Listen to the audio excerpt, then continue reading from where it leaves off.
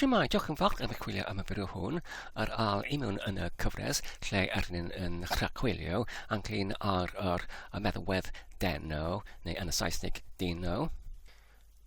Felly, i ogoffa ein hunain, i mewn yn yr fideo neu gweledolyn diwethaf wrthyn yn llwyddo i mynd sefydlu meddalwedd Deno i mewn yn y cyfrifiadur hwn, sydd yn rhedeg i mewn yn y cyfrifiadur Linux, ac wedyn i creu yr rhaglen hunan sefyll sydd yn arddangos y neges Hello Byd, ac hefyd i gyfyndaru cod tardd hynny, ysgrifennu i mewn yn y iaith gen i JavaScript, i mewn i'r ffeil gweithredwyolyn sydd yn rhedeg i mewn yn Linux, ac hefyd i gyfyndaru hwnnw hefyd ar al tro i creu gweithredwyolyn sydd yn rhedeg i mewn yn y cyfrifiadur Windows gyda'r olygyddiad.exe. Felly nawr, i mewn yn y gweledolyn hwn, dwi'n eisiau i rhagchwilio ynglyn ar cydran fan yma gyda'r enw Webview. Felly, beth dwi'n eisiau neu amcanu i cyflawni i mewn yn y gweledolyn hyn yw i creu rhyw fath o'r gweithredwyolyn sydd yn gallu rhedeg fel yr app i mewn yn Linux ac hefyd yn Windows, sydd yn gallu arddangos rhyw fath o dudalen yn ytrach yn rhedeg i mewn yn y poriwr, i redeg i mewn yn yr cefndir weithrededd fel yr app hunan sefyll. I mewn yn Linux ac hefyd i mewn yn Windows. Felly, beth ydy'r mantais o defnyddio cydran fel Webview? Felly, ar fy gyfer y mantais yw dwi'n gallu datblygu yr app trwy defnyddio technoleg neu'r ieithoedd fel HTML ac hefyd CSS ac hefyd JavaScript i creu yr app sydd yn seledig ar dudalen wefan. Ond gyda'r Webview, dwi'n gallu creu yr app os dwi'n defnyddio enghraifft Android Studio neu Android Ystydfa, dwi'n gallu creu yr app sydd yn gallu cael ei sefydlu i mewn yn yr ffôn symudol trwy defnyddio yr cydran Webview i mewn yn yr Android Studio, ac hefyd os mae gyda fi yr offeren fan yma hefyd yn y ffyrdd o'r Deno, ac hefyd yn y ffyrdd o'r cydran hwn, Webview ac efo Deno, fi'n gallu gwneud yr un beth ac efo'r Linux ac hefyd ac efo Windows. Felly, dwi'n canfod hynny yn rhyfeddol iawn oherwydd ac efo y cyntaf tro. Seledig ar yr un sel codtaddiad, sef yr codtaddiad ysgrifennydd i mewn yn HTML, CSS ac hefyd JavaScript, yn gallu creu yr apiau sydd yn gallu rhedeg ar Android ac hefyd Linux ac hefyd Windows.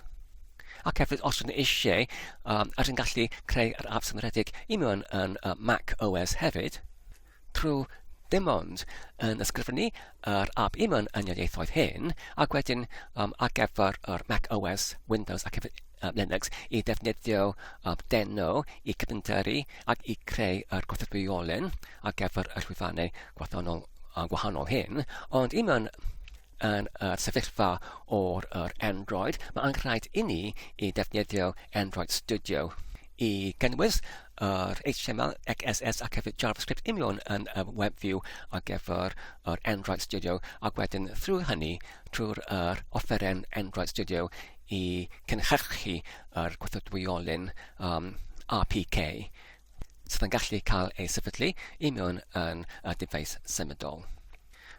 Felly, gall hynny bod yr pwnc ac efo'r rhyw gweledolyn dyfodol, ond i mewn yn y gweledolyn hwn, y fideo hwn, yn mynd dim ond i creu rhyw fath o'r app yn hynod o syml fel yr app gyntaf ni.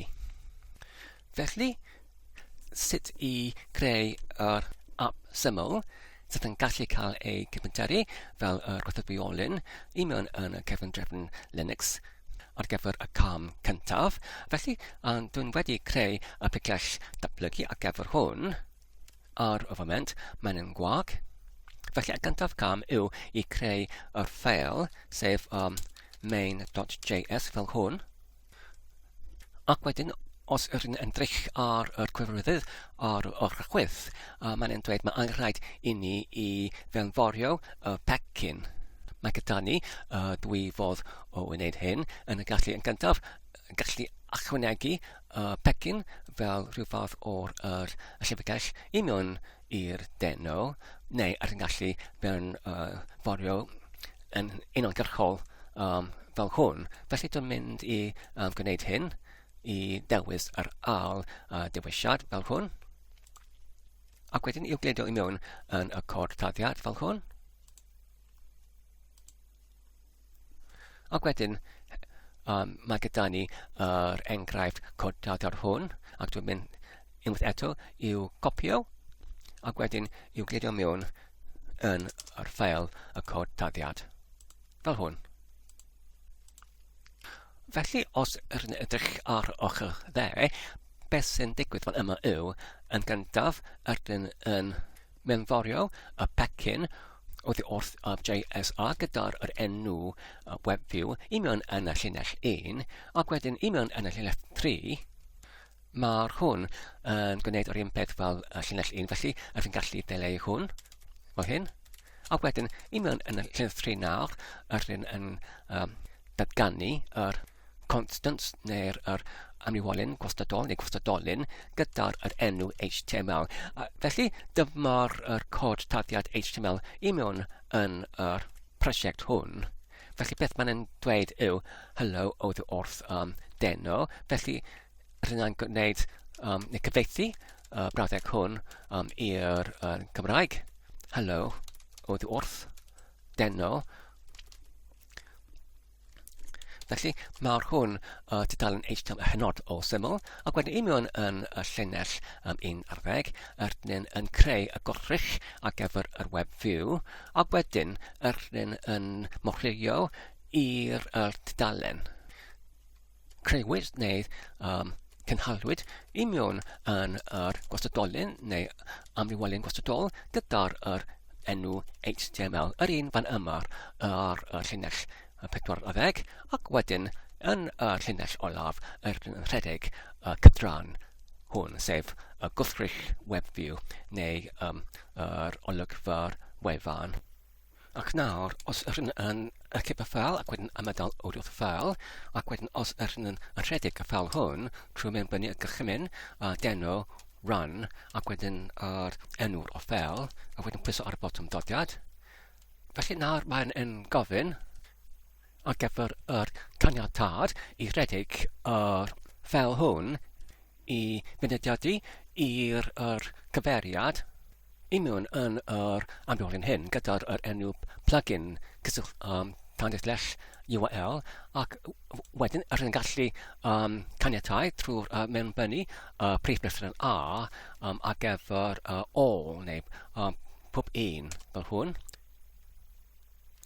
Neu, os ydyn eisiau ysgoi yr cwestiynau hyn, pob tro ydyn yn gallu mewnbynnu yr un gorchymyn, sef deno run, gyda'r dewisiad namin A yn y brif lythyren fel hwn, ac wedyn yr enw'r o'r ffeil, sef main.js fel hwn. Ac nawr mae gyda ni neges gwall, sydd yn dweud nellid ag o'r llyfrgell libwebkit GTK cysylltnod 6.dim.so.dim.4. Felly nawr, os ydyn rhedeg y gorchymyn sudo ac wedyn rpt cysylltnod cache neu cytfan ac wedyn policy neu adwywaith ac wedyn yr enw o llyfrgell hwn sef libwebkit GTK. Felly nawr mae'n dweud nellir lleoli'r pecyn libwebkit GTK. Beth am libwebkit GTK cysylltnod 6.dim.so.4. Yr un neges. Felly nawr, os ydyn rhedeg yr sudo rpt update neu diweddaru fel hwn, nawr mae'r rhifennau neu'r fersiynau o'r pecynnau rhestryd i mewn yn yr cartref wedi cael ei diweddaru. Felly nawr, os ydyn eisiau i gwybod ydy'r lib WebKit GTK ar gael, ydyn gallu rhedeg y gorchymyn sudo a wedyn rpt a wedyn list. Ac wedyn i bebellu yr arbenniad i'r grep i eich dynnu unrhyw arbenniad neu llinell sydd yn cynnwys y patrwm lib WebKit GTK fel hwn, ac wedi pwyso ar botwm doddiad. Nawr, mae'n dweud fan yma mae'r pecyn gyda'r enw lib WebKit GTK cysylltnod 6.dim cysylltnod 4 ar gael. Wedyn, os ydyn ni unwaith eto rhedeg o gorchymyn sudo rpt ac wedyn cache ac wedyn policy ac wedyn yr enw'r hwn, sef lib WebKit GTK cysylltnod 6.dim cysylltnod 4. Felly, mae'r hwn yn dweud nid ydy'r pecyn hwn wedi cael ei sefydliad i mewn yn cyfrifiadur hwn. Felly, ydyn nhw'n gallu bwrw ymlaen i'w mynd sefydlu yn y cyfrifiadur hwn trwy'r mewnbynnu gorchymyn sudo rpt a wedyn cysylltnod get a wedyn install a wedyn yr enw'r o pecyn fan yma, fel hwn, a wedyn pwyso ar botwm ddoddiad. Ac mae'r hwn yn angen 134 megabait o'r gofod disg ychwanegol ac wedyn dwi'n mynd i cytuno i'r hynny, fel hwn.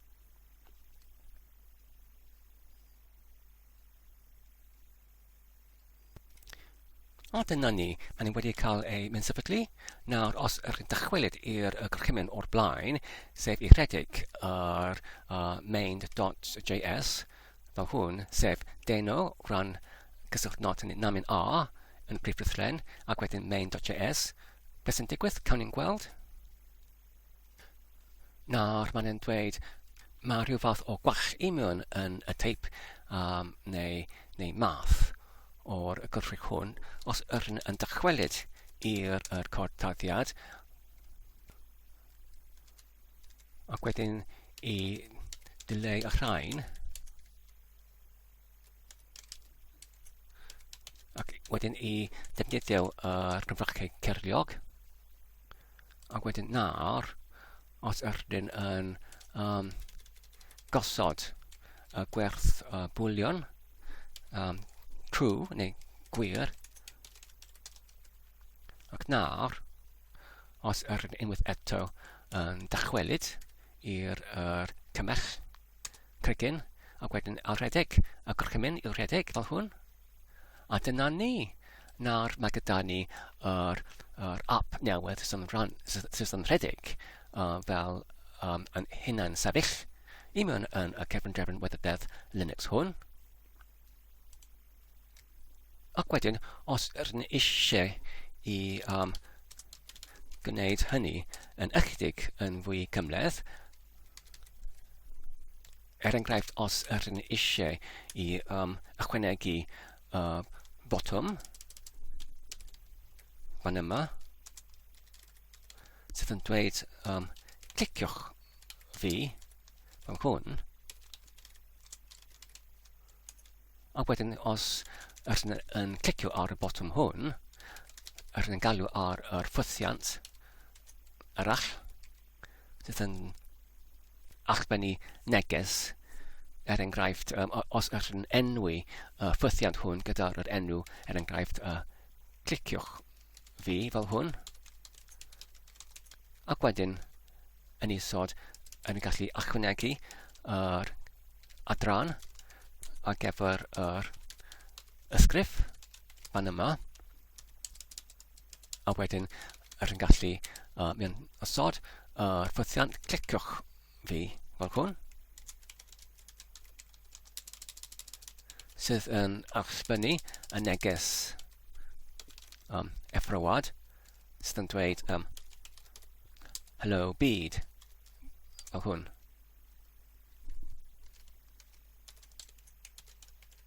Ac wedyn hefyd, os ydyn eisiau I ambenodi y maint o'r ffenestr ar gyfer yr ab hwn, ydyn gallu, enghraifft, rhoi y teitl i'r ab hwn, rhywbeth fel gyntaf ab Deno fel hwn.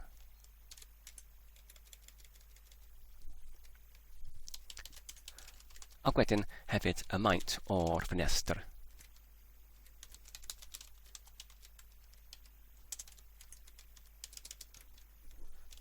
Gyda'r lled I fod enghraifft 500 pixel.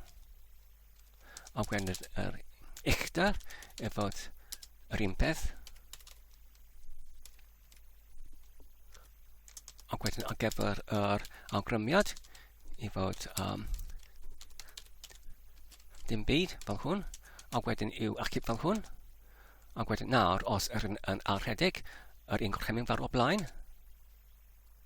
Mae gyda ni gwall fan yma sydd yn dweud mae'n yn dysgwyl cyfan rhif fan yma. Felly nawr os ydyn dychwelyd i'r cod tarddiad yn eto edrych ar y cod. Felly nawr, ar ôl ychydig o'r ychwiliad, dwi'n wedi darganfod I mewn yn yr fersiynau diwethaf o'r Deno ynglyn â'r parametr hwn ar gyfer yr awgrym. Yn ytrach nac I fod yn llinell yn string, mae'r hwn gwerth oddi wrth yr gwrthrych size hint, oddi wrth y Webview, mae'n rhaid I ni I mewnforio yn ychwanegol i'r Webview size hint fel hwn. Ac wedyn mae'n rhaid I ni I defnyddio yr parametr neu aelod o'r gwerthrych hwn gyda'r enw none fel hwn. Ac wedyn nawr, os ydyn achub fel hwn, ac wedyn alredig y gorchymyn o'r blaen, sef yr un fan yma'r Deno run, namin priflythren A ac wedyn main.js. Felly, nawr mae'r un neges gwall yn arddangos os ydyn dychwelyd. Felly, ynglyn â'r gair nan, yn anghraig ar gyfer pob un llythren I mewn yn y gair hwn I fod yn y prif lythren fel hwn, ac wedyn os ydyn achub ac wedyn amldal ac wedyn alrhedig ac gorchymyn yw rhedeg fel hwn. Nawr mae'r ffenestr yn arddangos gyda'r botwm gyda'r geiriau cliciwch fi a phan dwi'n clicio ar hwnnw, dyna'r neges hello byd. Nawr y cam nesaf yw I cypyntyru hynny fel yr ffeil gwerthadwyolyn lleol I mewn yn y cyfrifiadur Linux hwn. Sut yw'n wneud hynny? Ar gyfer hwn, mae'n rhaid I ni I rhedeg o gorchymyn Deno a wedyn yr parametr compel neu'r cypyntyru ac wedyn yr parametr namin A yn y prif lythren ar gyfer I caniatáu popeth neu all ac wedyn namin y bach lythren O sef I rhoi yr enw'r o gorchrych sydd yn cael ei cynhyrchu. Felly, ydyn nhw'n mynd I galw hwn yr 26 dim 6 28A fel hwn, ac wedyn yr cod tarddiad sef main.js, ac wedyn I bwyso ar y botwm doddiad fel hwn. Ac wedyn nawr, os ydyn yn rhestru y cymwysiad I mewn yn ffigurll hon, dyna'r ffeil cynhyrchwyd sydd yn gwerthadwyolyn. Nawr, os ydyn rhedeg yr ffeil hwn, nawr mae'r ffenestr yn addangos fel up, ac hefyd os ydyn clicio ar botwm, mae'r neges hello byd yn addangos fel o'r blaen.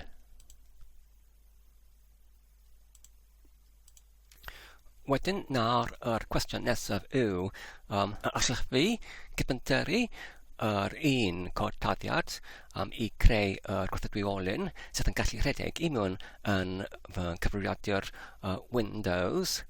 Felly, rydyn yn gallu ymgeisio I gwneud hynny. Sut wneud hynny? Rydyn yn gallu, enghraifft, mewnbynnu ar un gorchymyn fer o blaen, sef Deno, ac wedyn compile, ac wedyn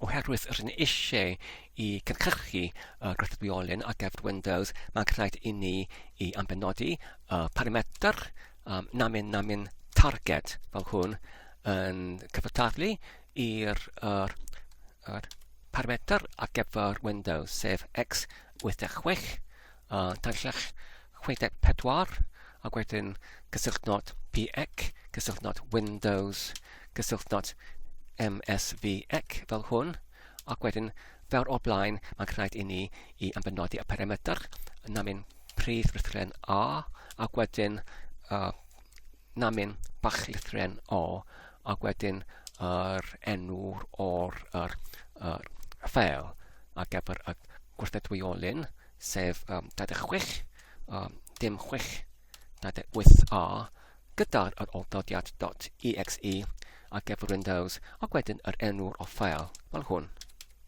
Ac wedyn pwyso ar y botwm dodiad fel hwn. A dyna ni, nawr os ych yn rhestru cymwysiad o bregell hon, felly dyma'r ffeil ar gyfer y Windows. Ond y bydd hwn yn rhedeg I mewn yn Windows yn wirioneddol, felly cawn ni'n gweld. Felly nawr, I mewn yn fy'r Windows, a dwi'n wedi copio y ffeil 26.28a.exe I mewn yn yr bregell I rhedeg hwn I mewn yn yr ymgylchiad Windows, a bydd hynny yn rhedeg heb trafferth, felly cawn ni'n gweld. Felly dwi'n mynd I clicio arno fe nawr. Felly does dim byd yn arddangos. Nawr, os ydych mynd i'r cymell neu terfynell ar gyfer cymell DOS, ac wedyn rhestru cymwysiad I mewn yn y bregell, dyna'r ffeil unwaith eto. Nawr, os ydych chi'n rhedeg hwn, fel hwn, trwy mewnbynnu yr enw 26.28a.exe, fel hwn. Felly nawr mae gyda ni y neges gwall. Felly, I rhedeg yr ffeil hwn I mewn yn yr ymgylchiad Windows, mae'n rhaid ar gyfer y ffeil hwn I llawrithio yr DLL gyda'r enw Webview loader.dll. Felly mae'n rhaid I gysylltu gyda'r rhwngryd, felly dwi'n mynd I gwneud hynny nawr. Ac wedyn i'w ymgeisio unwaith eto I rhedeg yr un gorchymyn, sef 26.28a.exe, ac wedyn pwyso ar y botwm dodiad.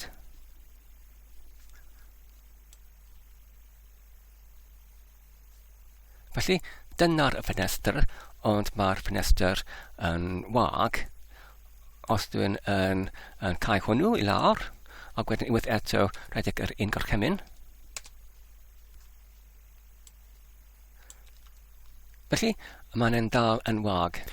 Felly, efallai mae'n rhaid I mi I cychwyn yr Windows oherwydd ar ôl llawrythiad ac hefyd y sefydliad o'r ffeilau llyfrgelloedd hyn, efallai wedyn mae'n rhaid I gychwyn cefndir wythydedd, felly dwi'n mynd I gwneud hynny nawr.